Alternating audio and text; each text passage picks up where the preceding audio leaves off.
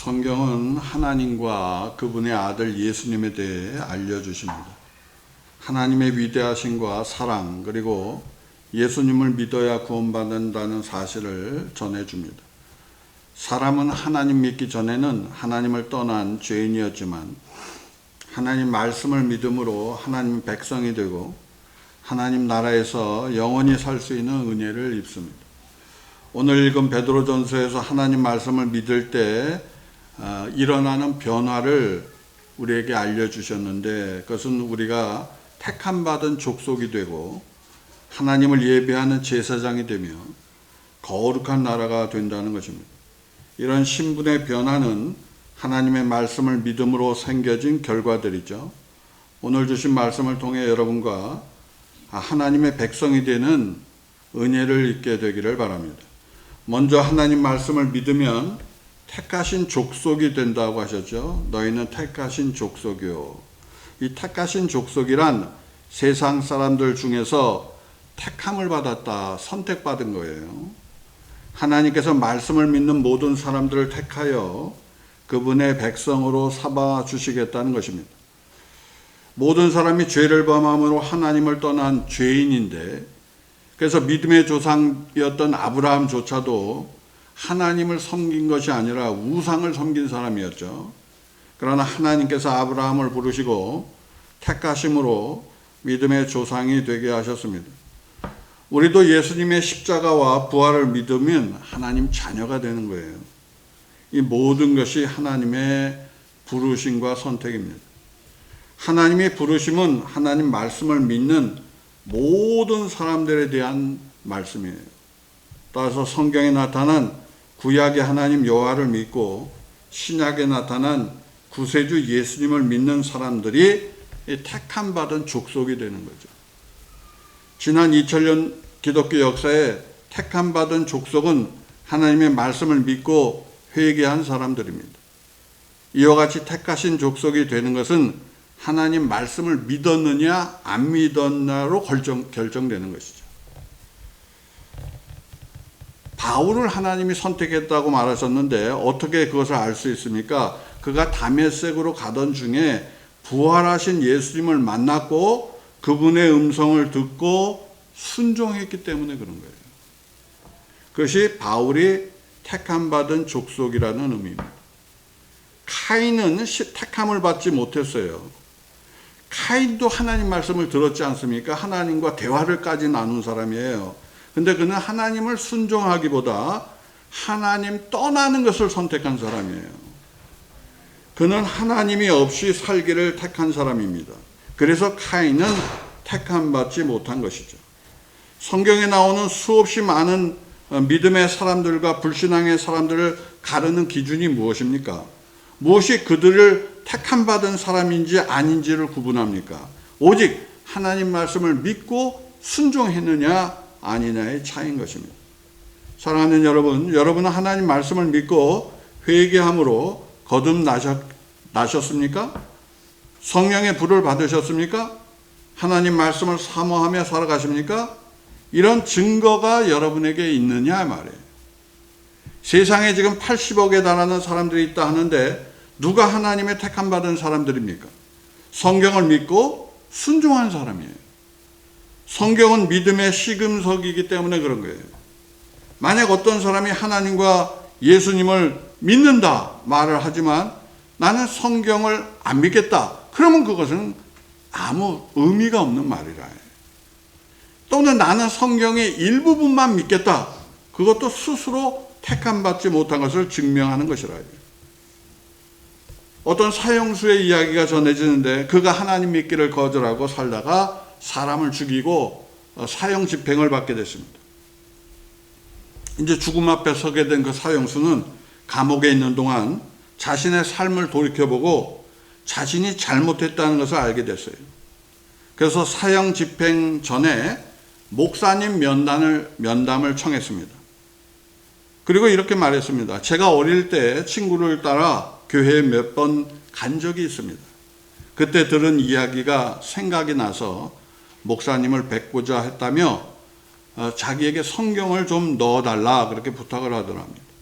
이후에 그는 성경을 읽고 예수님을 믿고 죽음을 당한 것입니다.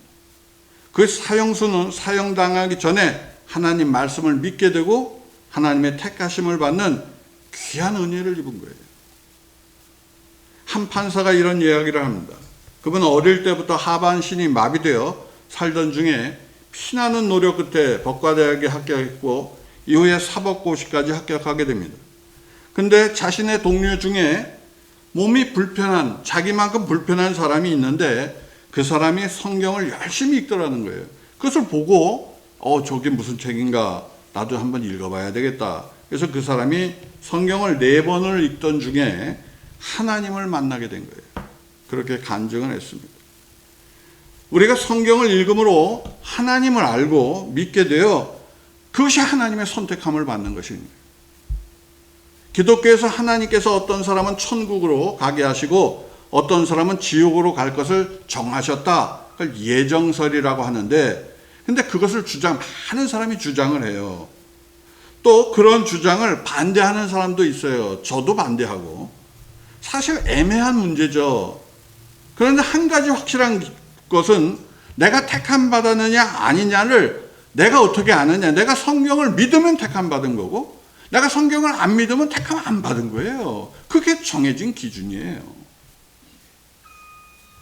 오늘 함께하는 모든 분들이 하나님의 말씀을 믿어 택함 받는 족속이 다 되시기를 축원합니다. 한 분도 빠짐없이 하나님의 택하신 가운데 살게 되시기를 축원합니다. 다음으로 하나님 말씀을 믿음으로 왕같은 제사장이 된다 그러시게요. 하나님 말씀을 믿기 전 사람은 누구나 이 세상에 살며 고통스럽고 슬프고 아픈 사연을 가지고 살아가죠. 그래서 누구든지 사람은 고통 가운데 살다가 고통 가운데 죽는 것입니다. 그것이 죄인의 결말이에요. 근데 하나님 말씀을 믿으면 하나님을 예배하는 제사장이 된다는 거예요. 우리가 인종이 다르고 문화가 다르고 족속이 다르고 나라가 다른 사람들이지만 우리가 하나님을 예배할 때, 하나님을 믿을 때 왕같은 제사장으로 변화가 되는 거예요. 여러분, 구약에서 제사장이 누굽니까? 특별한 직분이죠. 오직 아론의 후손만 제사장이 될 수 있어요. 그리고 남자만 제사장이 될 수 있어요. 또 병든 사람, 불구자는 제사장이 될 수 없어요. 그래서 성경에서 아주 정해져 있습니다. 오직 아론과 그 후손들만 될 수 있었던 거예요. 그러니까 특별한 직분이죠. 근데 그 특별한 직분이 바뀌었어요. 어떻게 바뀌었느냐? 불순종함으로. 사무엘상 초반에 엘리라고 하는 제사장이 나오는데 그와 그 아들이 죄를 하나님 앞에 범죄함으로 제사장 직분이 바뀌어버렸어요. 엘리라는 사람은 아론의 후손인데 그가 사무엘이 어릴 때 제사장이었죠. 근데 그 아들들도 제사장의 직무를 행했습니다. 근데 엘리의 아들들이 죄를 짓죠. 그러니까 제사를 보조하는 여인들과 간음을 벌였고 또한 하나님께 드리는 제사를 더럽혔어요. 계속 그 짓을 했습니다. 근데 엘리가 그것을 막지를 않았어요. 그래서 결국 하나님께서 엘리의 후손들이 모두 젊어서 죽게끔 만들어주셨어요. 그 다음 그 후손은 다 젊어서 죽어야 돼요. 그 다음부터. 이로부터 아론의 후손들이 제사장직을 제대로 감당을 못했어요. 왜? 젊어서 죽기 때문에. 자꾸만 젊어서. 이후 다른 지파 사람들이 나타난 거예요. 성경에. 그들이 제사장 역할을 한 것이 사사기예요. 사무엘도 그렇죠. 사무엘도 레위 지파 사람이에요. 그는 아론의 후손이 아니에요. 그런데 제사장 역할을 했어요. 신약 시대에 들어서 예수님 제자들이 사도로서 제사장의 역할을 잠시 수행했죠. 예수님의 이름으로 하나님을 예배드리는 제사장들이었죠. 그 이후에 제자들이 다 죽었어. 예수님을 믿고 누가 제사장이 됐느냐? 예수님을 믿고 거듭난 모든 사람이 제사장이라 그 이후부터. 그래서 누구든지 그리스도 안에 있는 사람은 다 제사장이에요. 남자도 제사장, 여자도 제사장, 장애인도 제사장, 정상인도 제사장, 유태인도 제사장, 이방인도 제사장. 누구든 예수님을 통해 제사함을 받은 모든 사람은 거룩한 하나님의 제사장이 될 수 있다는 것이 성경의 약속이에요. 그러니까 구약과 완전히 다르죠. 종교 개혁을 한 마틴 루터는 이에 대해 모든 믿음의 사람들이 하나님을 예배드릴 수 있는 제사장, 곧 만인 제사장설을 주장한 거예요. 종교 개혁을 일으켰던 마틴 루터가 모든 믿음의 사람이 제사장이라고 그랬어요. 그건 정말 놀라운 얘기예요. 왜? 전부 신부와 목사를 따라가려고 했잖아요. 그 전까지는 다 사람이 믿음을 가지려면. 근데 그게 아니라는 거예요. 그죠? 성경도 그렇게 말씀하시고. 왕 같은 제사라고 하셨는데 하나님께 제사를 드리기 때문에 왕이에요. 여러분이 비록 보잘것없는 사람이야. 근데 여러분이 하나님을 예배하면 왕이 돼요. 왜? 하나님이 위대하시기 때문에. 온 세상의 창조주를 예배드리기 때문에 왕 같은 제사장이 된 것이죠. 구주 예수님께서 하늘의 대제사장이시고 우리는 믿음의 사람들이 예수님을 섬기니까 우리 예수님은 만왕의 왕이시고 우리는 왕이 되는 거예요. 우리 믿음의 사람은 누구나 왕 같은 제사장으로 하나님께 신령한 예배를 제사를 드릴 수 있는 것입니다. 그래서 오늘 2장 5절에 산돌같이 신령한 집으로 세워지고 예수 그리스도로 말미암아 하나님이 기쁘게 받으실 신령한 제사를 드린다 그랬잖아요. 신령한 제사를 드리는 거룩한 제사장이 된다 그랬죠. 우리가 하나님께 신령과 진정으로 예배를 드린다면 우리는 왕 같은 제사장이라고 말씀하고 있어요. 신령과 진정으로 예배드리는 자들이 거룩한 제사장, 왕 같은 제사장이라고 말하고 있는 것입니다. 따라서 우리가 하나님의 말씀을 믿음으로 죄사함 받고 거룩한 제사장이 된다고 약속한 거예요. 1700년 영국의 유명했던 존 웨슬리 목사님은 모든 믿음의 사람들이 하나님 앞에 제사장으로 살아가도록 거룩함과 성화에 이르기를 가르쳤고 그의 가르침을 따라 많은 그리스도인들이 기독교인들 또 감리교인들이 생겨난 것입니다.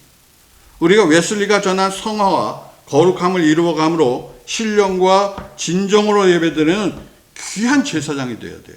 여러분 한 분 한 분이 하나님 앞에 귀한 제사장이 되셔야 돼요. 사랑하는 여러분, 하나님 말씀에 대한 믿음이 저와 여러분을 하나님을 예배드릴 수 있는 왕 같은 제사장이 되게 하심에 감사드리기를 바랍니다. 우리가 세상의 기준으로 볼 때 부족하고 어리석은 사람이 많죠. 그러나 하나님의 부르심을 받아 거룩한 제사장, 왕 같은 제사장이 되면 항상 하나님께 감사하셔야 돼요. 그런 귀한 분들 다 되시기를 축원합니다. 마지막으로 하나님 말씀을 믿음으로 거룩한 나라가 된다 하셨어요. 거룩한 나라. 우리가 하나님 믿기 전에 우리는 죄인이고 부정한 사람이에요. 우리는 세상과 짝하고 마귀를 따라가던 불순종한 사람들이었습니다. 그러나 하나님 말씀을 읽고 들으며 거룩한 사람이 된 거예요. 더러운 일을 버리고 거룩함을 쫓게 되는 것입니다. 그래서 믿음의 사람이 거룩한 나라가 되는 거예요. 이것이 하나님 말씀을 믿는 신분의 변화라. 부정한 사람이 거룩한 사람이 되고 어리석은 사람이 지혜로운 사람이 되고 종 같은 사람이 왕 같은 사람이 되는 거예요. 오직 하나님 말씀으로. 무엇보다 거룩한 나라에 속하는 것입니다. 하나님을 섬기는 거룩한 사람, 거룩한 나라의 일원이 되는 것입니다. 여러분, 하나님은 거룩하신 분이에요. 하나님 백성도 거룩해야 하는 것입니다. 거룩함에 대해 알려면 이스라엘 백성이 광야에 세웠던 성막과 이스라엘이 그 주위에 진을 친 것을 보면 알 수가 있어요. 이스라엘 백성이 애굽에서 탈출하여 광야로 들어갔죠. 시내 광야를 지나서 사우디아라비아가 있는 광야로 들어갔어요. 그곳에서 하나님의 진을 세우게 되는데 200만 명에 달하는 이스라엘 백성은 진 사방에 하나님의 성막이 있고 진 동서남북 사방에 진 텐트를 친 거예요. 그리고 그곳은 거룩한 곳이었어요. 왜냐하면 하나님이 함께 하시기 때문에. 그래서 부정한 사람은 진을 떠나야 돼요. 일정 기간, 일주일 동안이든 얼마든 떠나 있어야 돼. 부정하다. 자기가 부정하다 생각하면 빨리 떠나야 돼요. 아니면 죽어요. 만약에 하나님의 진을 더럽혔다. 그럼 죽음이 임하는 거예요. 그 일은. 그렇게 거룩한 것은 매우 중요한 문제였죠. 마찬가지로 우리도 거룩한 사람이 되어야 마땅한 것입니다. 거룩은 육체를 정결하게 하는 것은 물론 마음이 새로워진 상태를 말하는 거예요. 여러분, 우리 육체는 어떻게 깨끗하게 합니까? 물로 깨끗하게 해요. 우리의 우리는 그래서 때때로 목욕도 해야 되고 깨끗하게 안 하면 냄새나고 더럽고 온갖 것 다 깨끗해야 돼요. 사람은 물로. 그러나 사람의 마음은 물로만 깨끗해질 수가 없어요.